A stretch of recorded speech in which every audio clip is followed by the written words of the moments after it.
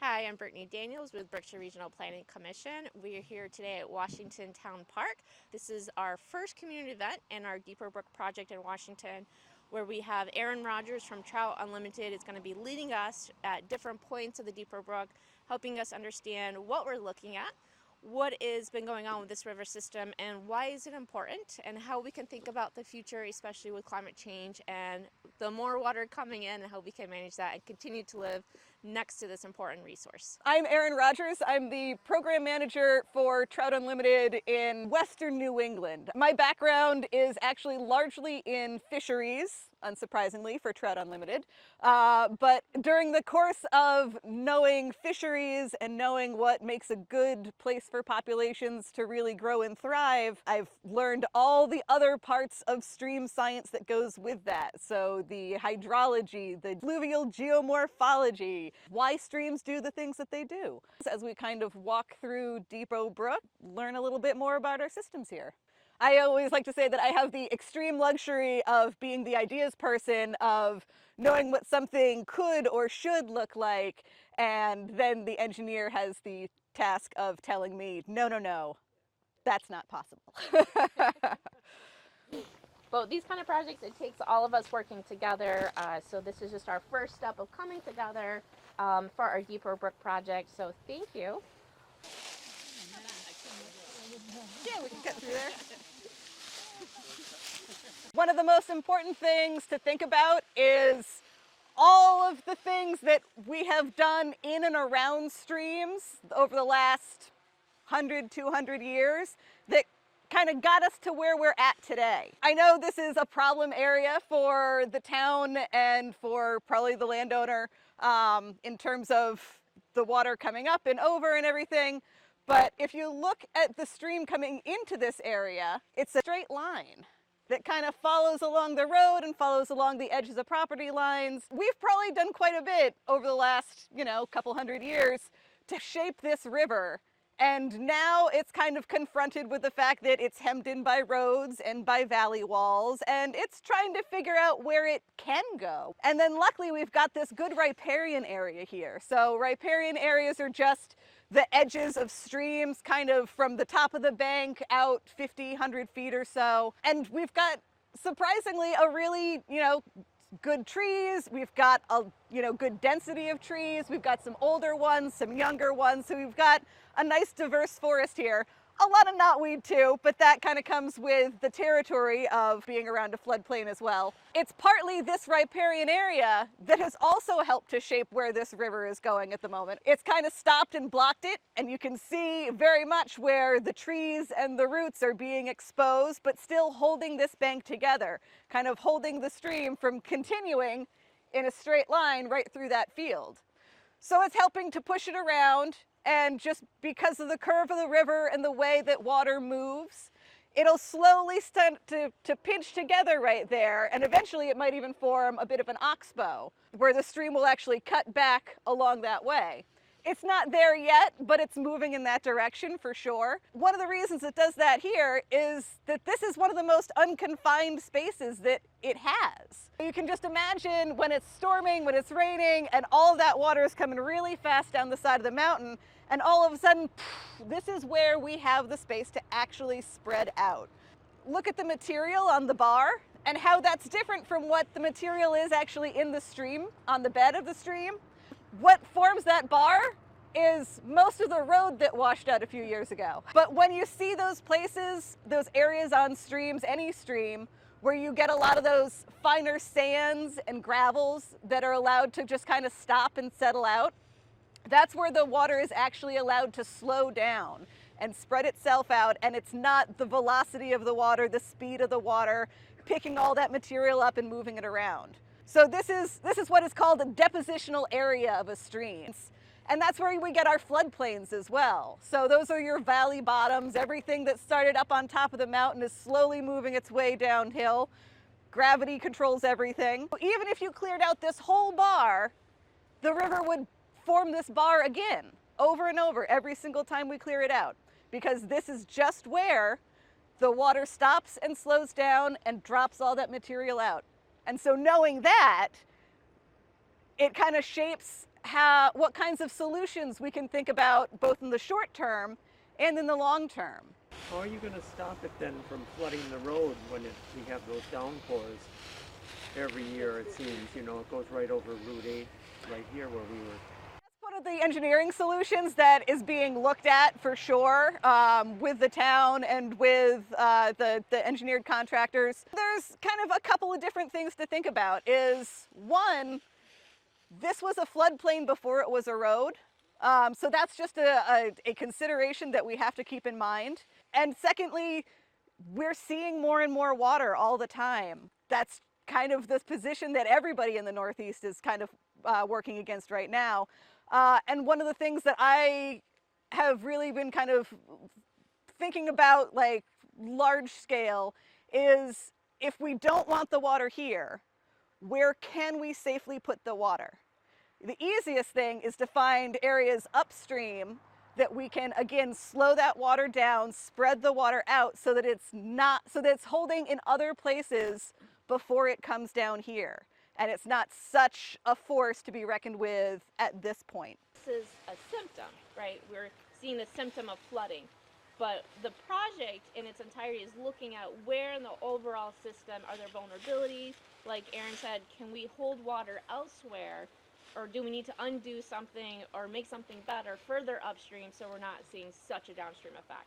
Like Erin said earlier, if we continue just to focus on one spot, we'll be spending way too much time and money and mostly being short-term solution, not really thinking long-term. So the Depot Brook project is really thinking on a system level of the whole water system and not just this one area. This one area is the bigger symptom, which is why we're starting right here. But as Erin said, as we move up, you'll start to understand why we're seeing this area as a big concern. What do people think this area counts as? A floodplain and a depositional area. Yes, very good. And you can tell that again from a few different ways, from all the wood that's collected here, from the sandbars, the gravel bars that you see that's already collected up here. And this is a really interesting area because you can see kind of the way the land is shaped. All the places where the stream might have been, generations ago. It might have had a stream path that came along on this side where it's a little cut down. There might have been a stream path on the other side. You can see a little dip in an area. So streams are really dynamic. They tend to move given the space. It's only when people really started to move in and develop areas that we tended to push them up against valley walls to kind of give ourselves lots of space for either farming or roads or building houses. And it made sense at the time. They were dealing with a different amount of water and a different intensity of water and storms than we were necessarily dealing with now. Reason for this depositional area where the land naturally comes together and creates that bit of a pinch point. And so it kind of ends up working like a bottleneck, funneling all that water down, which means that this kind of backs up probably during big storms and kind of accesses that floodplain where it's available. But again, because it's slowed down here before the bottleneck, that's when, again, all of that material is slowing down, is dropping out of the system, especially coming out of that next steeper sloped area just upstream that we'll go see next.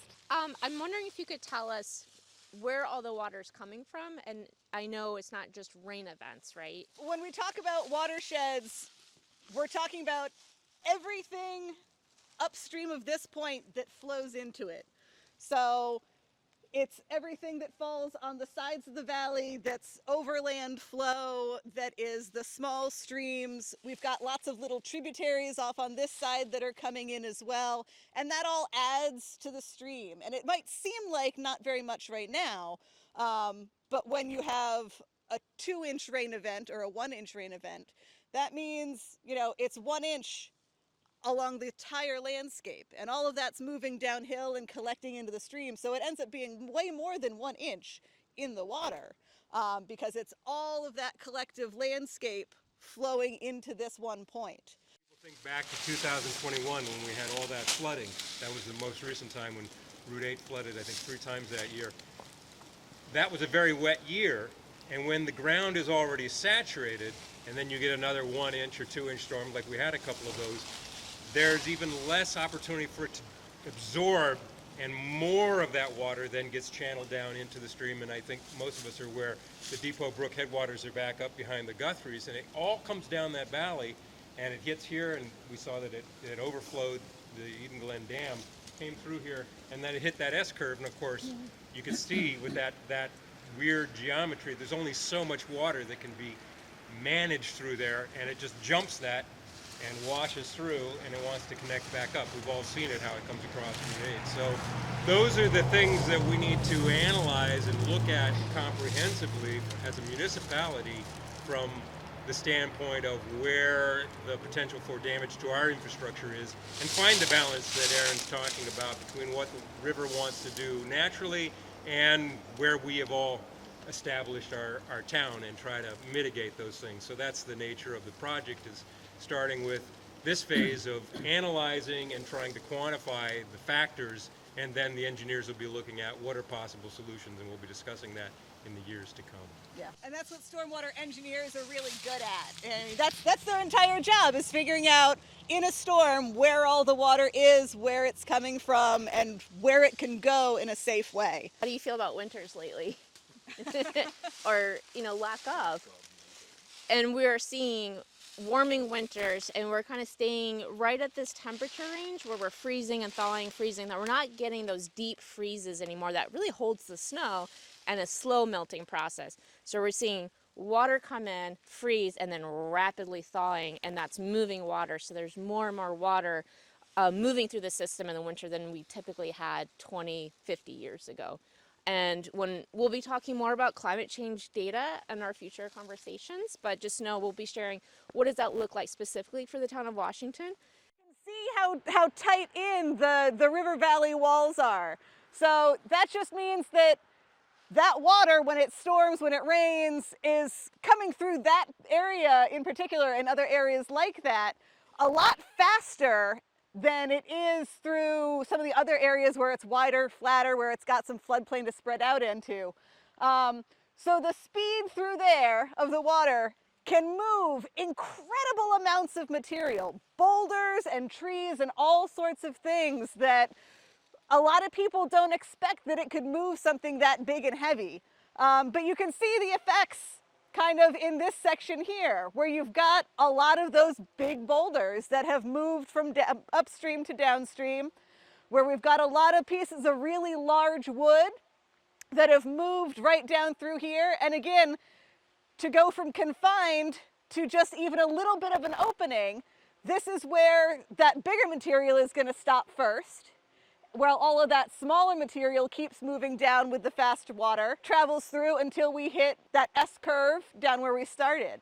So it just kind of, it's the river sorting itself out, literally, in that it'll drop the big heavy things first when the water slows down just a little bit, but that water is still moving fast enough to be carrying your cobbles and like your gravels, your sands obviously, until it finds a slow enough space to drop those out of the system as well. When you drop out all of those big materials, the rocks, the trees and things like that, it's going to block up an old channel pretty easily. It's going to create a new channel. So wherever it has space, wherever it has that path of least resistance, that's where the water is going to move to. You can clear things out, but again, that next really big rainstorm, if that's the place where big material is dropping out and settling out because the water is moving a little slower, then it's going to keep dropping out and depositing big stuff there, and it's going to keep repeating that same process. So it's that short-term versus long-term solution, or just kind of working with the river instead of against it. With failing banks and things like that, and depending again on the landowner and what else is around it, we have used things like root wads and pieces of really large wood to help kind of protect a bank, or use shaped rock structures to kind of help push water away from banks and towards other places that might be a little bit safer for it to go, or at least that doesn't have somebody's house right near it. Identifying on the larger landscape where we can slow water down, where we can spread water out, where it's not in somebody's yard. So nature-based solutions are for normal size storms. For our 2-year, our 5-year, our 50-year storms even, like we can engineer confidently solutions around flows that we understand and we know how they're moving water, how they're moving material. But when we start getting to Hurricane Lee size storms and the 500-year storms that we've been seeing across New England, almost every year somebody's getting a 500-year storm. We as people don't really know how to engineer for something that big. At that point, it's kind of, we have to set the stage for the landscape to act as best as we can help it do. We're dealing with more water than we've ever thought that we've had to deal with on a more frequent basis than we've ever had to deal with. So it's very much a learning process for everyone. The tree falls in, you can leave it there, and that's actually going to protect that bank behind there pretty well. But no trees for you. Yeah. Every You can- tree I planted is gone. Yeah, you can continue to plant more trees behind those so that you're building that root structure behind, so that if when that next tree goes, something will be there to protect behind it. And Not just in my kind of, lifetime, though. Because and then I when mean, it flooded, the whole yard was just all water. stop here kind of briefly. This is another great area that you can see the steepness of the river coming down, the amount of bedrock and large boulders that we have to work with in the stream. Upstream of the bridge, you can see all of these really big boulders here. A lot of people are familiar with large rock armoring that used to be very common for DOT and for landowners in general to protect their banks, to see where there is erosion, and then they put a thick layer of very large boulders that shouldn't move, and then eventually they do. So kind of looking at this, and without knowing kind of what has happened here over the last 50 years or so, I would hazard to guess that this side was probably armored first. And when you armor something and you change the hardness of that bank compared to all the banks around it, you're basically going to ping pong that water off of this really hard rock surface and into the opposite bank, which means that there's now reason to armor that side, which looks a lot newer, is a little bit more intact, has a little bit bigger boulders. So they probably did this, it started to fail, they said, okay, make it bigger, and did that over there to make sure it got through this bridge in the way that they wanted it to. A lot of the state agencies are trying to move away from hard bank armoring to work in better ways with the river system and not trying to force it into an area, because we've found very much that we're just pushing the problem somewhere else. If the bridge wasn't here and we had armored these banks, then the erosion would just become a new problem a little bit farther downstream, and then we'd armor that, and then it would push the velocity of the water into a different bank, and then that would start to fail, and we'd armor that until we're just chasing that problem all the way downstream. Last stop in our walk today, which I am sure as Washington residents you're all very familiar with, the Eden Glen Dam. But also just downstream, we've got the crossing. So you can see by the size of the material that there's a lot more sands and fine materials. So this has actually become a little bit of a depositional area. So this is in terms of capacity, it's still a much, much larger capacity crossing than it used to be, but it's actually started to fill in a little bit. When we've got the dam immediately upstream, you've either got very, very tiny flows coming through the bottom outlet, or you've got enormous flows after it's all filled up and coming up over the top. There are a lot of ways that in the past they've had benefits, and some of them still serve in those ways, but there's a lot of ways that dams across the landscape have really become a liability, both in terms of your ecosystem processes. From a fish person standpoint, there are no fish coming up through here. You've got the concrete apron down below. You've got that quite large jump from the top of the apron to the bottom of the stream bed. So from just a fish perspective, this is just like a wall to them. So it's a barrier, it's cutting off the cold water landscape, but it's also cutting off the sediment coming downstream, any large materials coming downstream. When you've got just one small opening, it's going to collect it's going to get clogged a lot easier than if it was a larger opening or if it wasn't a dam at all. And it's the same thing basically that we run into with undersized culverts and crossings under roads, is when culverts fail, it's almost never because there's just too much water.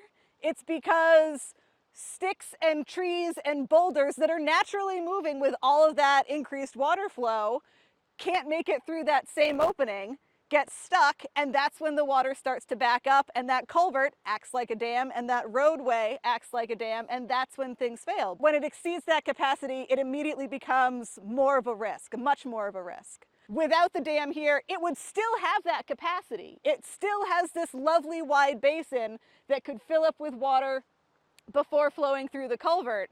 So it's not really that it's providing much safety in those really large storms. It's creating this artificial low condition or high condition when what the stream, at least through this crossing here, really needs is some of those medium conditions. It needs a 5-year storm or a 10-year storm to kind of help keep that clear and help those fine sediments move on through, to make sure that that culvert has the capacity that it needs for the next big storm. Mike, did you have a question? Well, I was just wondering, when you said that, this is a project, how much input does the community have in this? Let's say somebody said, well, I love to swim. Let's get this dam back into what it was and make it a swimming area again. Or somebody says, I really like to fish, so I want the fish to go through. Let's get rid of the dam. So does the conservation department control this, or how much input does the community have in a project? Part of the vision for this project is to use the whole analysis that we're doing of the Depot Brook, which is partly about the flooding that happens down there. It's partly what happens down across Place Road, which we're not addressing today, but also looking at this is to use that to also engage the conversation that we have not been able to have as a community for the last several years about what do we need to do with the dam, because we continue to do nothing, and that's not sustainable. We need to make a decision about whether it stays and we restore it and use it for the recreation, like some people want, or take it out and restore the river to a natural condition, which other people want. And what needs to happen to have a full community conversation is to really analyze both possibilities, to understand what people want from either possibility, put numbers to, okay, well, if we're going to do one, here's how that would look. Here are the costs associated with that, both the one-time costs and the annual costs. So for instance, if we're going to restore this area and use it for recreation, for swimming or fishing derbies or whatever, then we need to maintain it, which we haven't been doing for the last, you guys know, you've been here longer than me, and it's why it's in the condition that it's in. Or if we're going to take it out, then what do we need to do to manage the amount of water that's going to be coming down that hasn't been coming down because the dam's been holding it back in all those in-between situations until it overwhelms, and then we have too much of it coming down. So that's why we're trying to look at it holistically, but it certainly, I've tried to inject into this that as we're going through, that we have the community conversation about the dam on both sides of the issue and about the feelings on both sides, and to have our engineers look at, give us options in both directions. So the December meeting that we're still shaping what that will be, but it will be largely a focus of trying to really flesh out the different visions of that, so that then our engineers can respond and say, oh, we're hearing that people want to be able to do these things. Well, if you're going to do that, you're going to need to fix the dam, you're going to need to clean this out, you're going to need to maintain it on a annual or biannual basis, you're going to need these various things, and here are some potential costs associated with that. Conversely, if you're going to take the dam out, then here's what you're going to need to do, here's how you're going to need to restore the area, here's how you're going to need to manage it throughout the years at all the different crossings and that sort of thing, so that we as taxpayers can weigh those options. We as community who want the benefits and to enjoy this stream can look at what's the most cost-effective option and what serves the majority of the community best. There's lots of ideas, turning ideas into plans, putting numbers to them, creating projects, and getting things done is the challenge that we always face as a community. The first phase of the project, which is what we're in right now, it's state funding that is allowing us to do the information gathering and analysis. So trying to quantify things like, what kinds of volumes of water cause flooding down there? How much can this hold? What is the condition of the dam? What would need to do to fix it? What would need to do to take it out?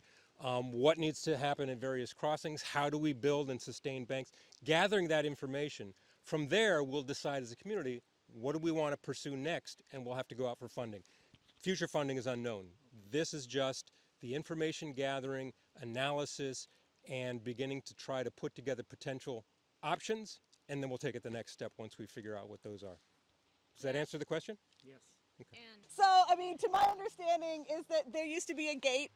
There's a like little low flow channel at the very bottom of the dam. There used to be a gate that would help control the water and could fill it up or let it all out. My understanding is that is not operational, so during a storm, during a big storm, it's going to start to fill up because just the opening is not big enough. And it creates, again, that bottleneck effect where you're going to get a little bit of a fire hose effect out the downstream side while everything builds up on the upstream side. And you can kind of see that as well, like where the stream has cut through, and you can see those banks. Those are all very fine sediments. That's all your mud and your muck and your sands, a little bit of gravels, but nothing really big holding any of that together. But I imagine with the next big storm, the shape of this channel just completely rearranges because there's nothing holding it together. We've got a little bit of like grassy and herbaceous vegetation. We've got a few small trees, but nothing that's going to really keep it together. So a lot of the sediment is going to end up mobilizing and going downstream. That can cause issues with water quality on a very large scale. I know the Westfield is, you know, a wild and scenic water, so there's a real big push to make sure that that has or continues to have really good water quality. We're upstream of the Westfield, and one way to keep the main stem nice is to really focus on the quality of your upstream tributaries. By the end of this year, so July, we'll have a lot of the final reports from the engineers. So they'll be telling us what happens if we get 2 inches of rain, what happens if we get 4 inches of rain. They're going to be telling us a lot more about the dam. The next couple of months, we'll be focusing a lot more on community engagement, introducing people to this project, having conversations, and then by the summertime, we'll be able to present a little bit more facts to you. Thank you for coming out, and I look forward to connecting with you all later on. Okay. Safe trip back. I know most of you live right here, so. Thanks so much for joining us.